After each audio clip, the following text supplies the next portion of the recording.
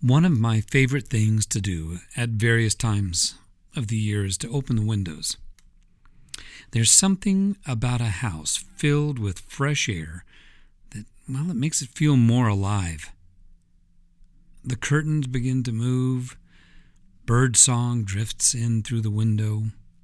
You catch the scent of freshly cut grass or flowers blooming somewhere nearby, or rain that passed through during the night. It almost feels as though the outdoors has been invited in for a visit. And of course, every now and then, a pesky mosquito gets a little too excited about the invitation, or a fly decides to inspect the kitchen and every other room in the house. And that is probably why someone had the good sense to invent window screens. I've never thought much about their origin story, never really questioned it. They just simply have seemed like a good idea. They let the breeze in while helping keep most of the things out that don't belong there. The other morning, I was looking through one of those screens in my house. And if I'm looking at something outside that is a ways away, I hardly notice that the screen is there. I see the trees, I see the sky, I see the neighbors as they go walking by the house. The screen almost disappears. And that's exactly what it's supposed to do. Its purpose isn't to separate me from the world.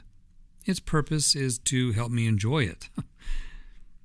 I thought about that for a good long while, and I started to think that maybe life works a little like that too.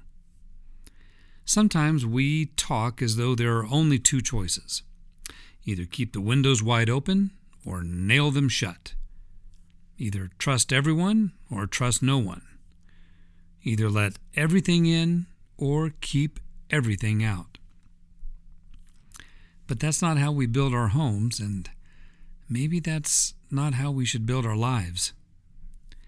Windows have screens for a reason. Not because we're afraid of the breeze, not because we dislike fresh air, and not because we want to keep beauty at a distance. Quite the opposite. The screens make it possible to enjoy those things more fully. They remind us that openness and wisdom can live together. Now, I've known people whose hearts remained remarkably open throughout their lives. They welcomed new friendships. They stayed curious. They noticed beauty. They believed there was still goodness to be found. They weren't naive. Life had taught them too much for that. But neither had they become closed. Somewhere along the way, they had learned the quiet art of discernment, knowing when to say yes, knowing when to say no, and knowing that wisdom isn't about closing the window, it's about remembering the screen.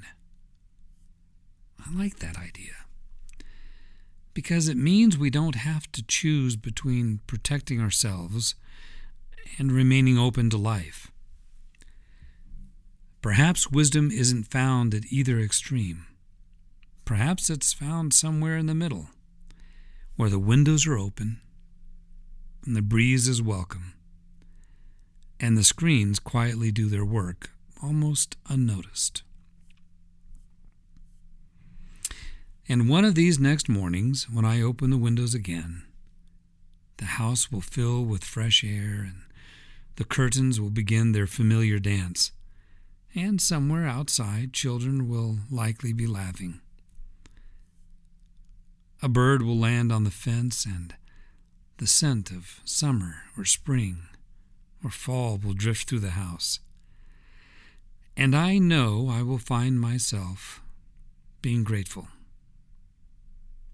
Grateful for open windows and grateful for the screens. One lets life in. The other quietly helps us enjoy it. That seems like a pretty good way to live. Thank you for spending these few quiet minutes with me today. This has been The Quiet Between, and I'm Mark Ammons.